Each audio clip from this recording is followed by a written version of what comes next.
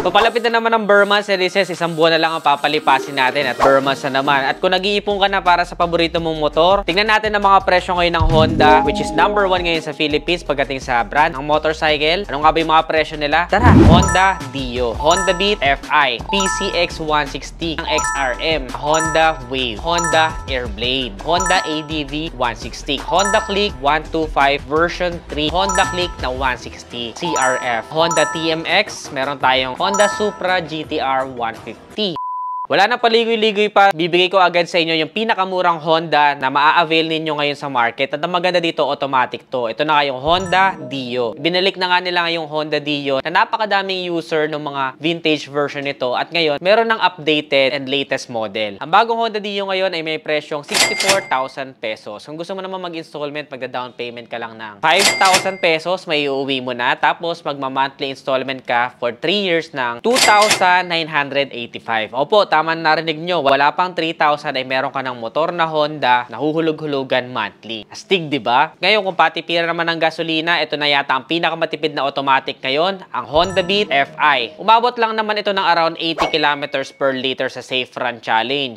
At kung pang-daily mo to, sigurado magiging matipid pa rin ang motorsiklo na ito. Bawing-bawi kung gagamitin mo siya pang hanap buhay o kaya naman ay pang araw-araw. May dalawang version ito, yung combi brake system at saka yung fashion, which is standard lang. Ang combi brake system or CBS version ay merong SRP ngayon na 75,000 pesos. Kung gusto mo mag-installment, magda-down payment ka lang ng 5,000 pesos and then magma-monthly installment ka for 3 years ng 3,460. Ngayon, para naman sa standard version, mas mura ito dahil meron lang itong SRP na 72,500 pesos. So, halos 2,500 lang ang idadagdag mo, naka-combi brake system ka na. So, you better think twice kung alin sa dalawa ang bibilin mo. And of course, yung CBS version, meron pa yung idling stop system na nakakapagpatipid pa lalo sa gasolina. So, kung gusto mo naman mag-installment sa standard version, 5,000 lang din po ang down payment at magiging mas mura ang 3 years monthly, which is 3,347. Alin sa dalawa ang gusto mo? CBS or standard? Comment nyo naman sa ibaba. Kung gusto nyo naman nung medyo matagal na ng motorsiklo at subok na at pwede din sa mga probinsya at medyo off-road experience, ayan ang XRM. Diba pangalan pa lang, sobrang familiar na merong SRP ngayon na 76,000 pesos. Kung gusto mo mag-installment, magda-down payment ka lang ng 5,000 pesos and then mag-monthly ka for 3 years ng 3,505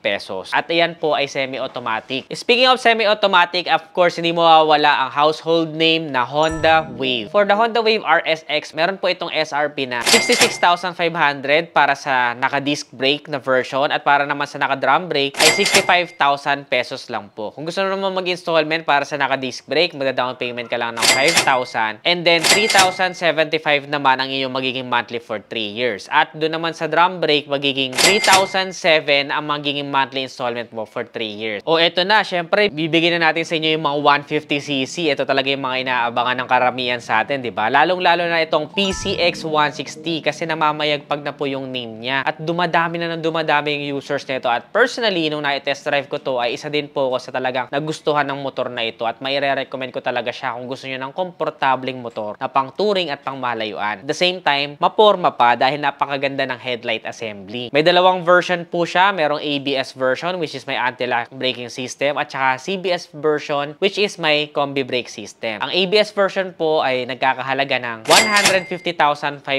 pesos habang ang CBS version naman po ay nagkakahalaga ng 132,500 pesos. Kung gusto mo naman mag-installment, 30,000 po ang down payment para sa ABS habang 25,000 naman ang down payment para sa CBS and then installment for 3 years ay 5,747 for the ABS and then sa CBS ay 5,158 naman ang monthly. Kung gusto mo naman ng 160cc pero ayaw mo na masyadong malaki, of course, meron tayong Honda Airblade. Ang Airblade ngayon ay nagkakahalaga ng 124,000 pesos. Down payment po tayo ng 20,000 and then magmamatli tayo for 3 years ng 5,022 pesos. At syempre, todo-todo na natin yan. Yung pinakamaganda ngayon ng Honda pagdating sa 160cc category, Honda ADV 160. Kung gusto mo ng adventure scooter na pwedeng-pwede sa mga bumpy roads, may re-recommend ko ang ADV 160. Napaka-porma din po ng motorsiklo nito at halos wala ka nang babaguhin. Stock to stock pagkabili mo sa kasa. Ang ADV 160 naman po ay merong SRP ngayon na 163,500 pesos. At kung gusto mo namang mag-installment, 30,000 po ang down payment at magmamonthly ka for 3 years ng 6,335. May mga ADV users ba tayo netizens dyan or nangangarap magka-ADV 160? Comment nyo nga sa ibaba. Dumako naman tayo sa pinakamabentang motor ng Honda. At ito na nga ang Honda Click 125 version 3. Opo, may version 3 na po. Sa sobrang ganda ng Honda Click, pangatlong version na to at talagang pinapaganda pa nila ng pinapaganda at pinapasulit ng pinapasulit. At di na nga nakapagtaka na ito na ngayon ang pinakamabentang motorsiklo at may pinakamadami kang makikita sa kalsada ngayon sa Pilipinas. Ito po ay merong SRP na 81,500 pesos. 5,500 lang ang down payment nito at mag-i-installment ka na ngayon for 3 years ng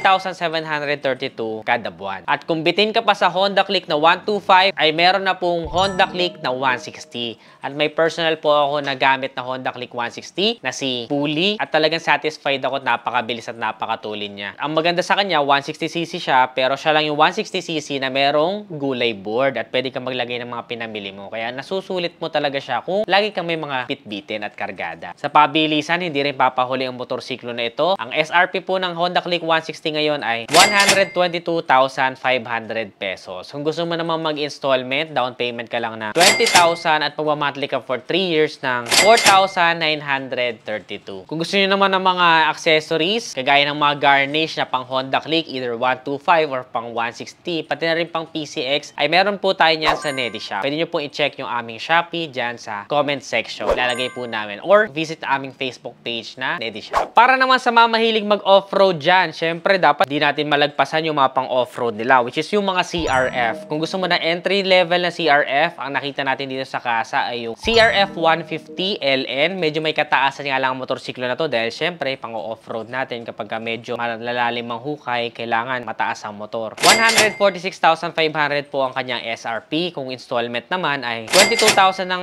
down payment at monthly for 3 years ay 5,928. Kung bitin ka pa sa 150 LN ay meron din po silang CRF 300 Rally. Ito naman po ay merong SRP ngayon na 307,000 pesos. Medyo pricey na siya pero kung talagang passionate ka at ito yung ginagawa mo for a living, ay may re-recommend ko na go ka na dun sa pinakamagandang CRF, di ba? Halos big bike na po siya. Kung maging 400cc to, baka pwede pa to sa expressway. Kung installment naman, 65,000 po ang inyong dapat i-down payment and then magmamonthly kayo for 3 years ng 11,248. Ngayon, para naman sa mga gusto ng manual transmission na talaga sumasabay pagdating sa underbone or backbone category, ay meron din po silang Honda Supra GTR 150 na naka-dual overhead cam na. Kaya makikipagsabayan na rin talaga ito pagdating sa pabilisan. At meron po ito ngayong SRP na 106,000 pesos. Kung gusto mo naman mag-installment, 8,500 lang ang down payment at mag-monthly po kayo for 3 years ng 4,705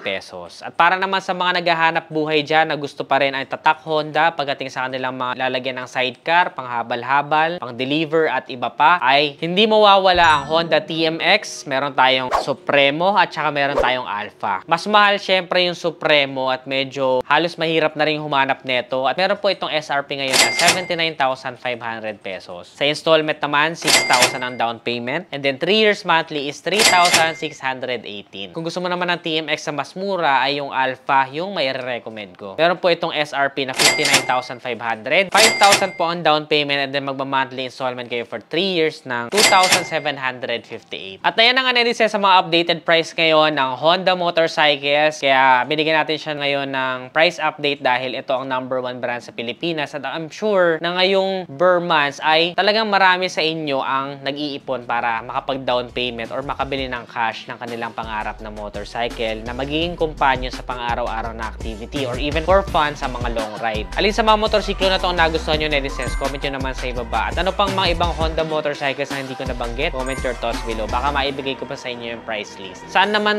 brand nyo gusto tayong mag-canvas next time? Comment your suggestions below. Kung nagustuhan mo to, don't forget to give this video a thumbs up, subscribe. Again, this is Ned Adriano. Always keep it cool and rising always.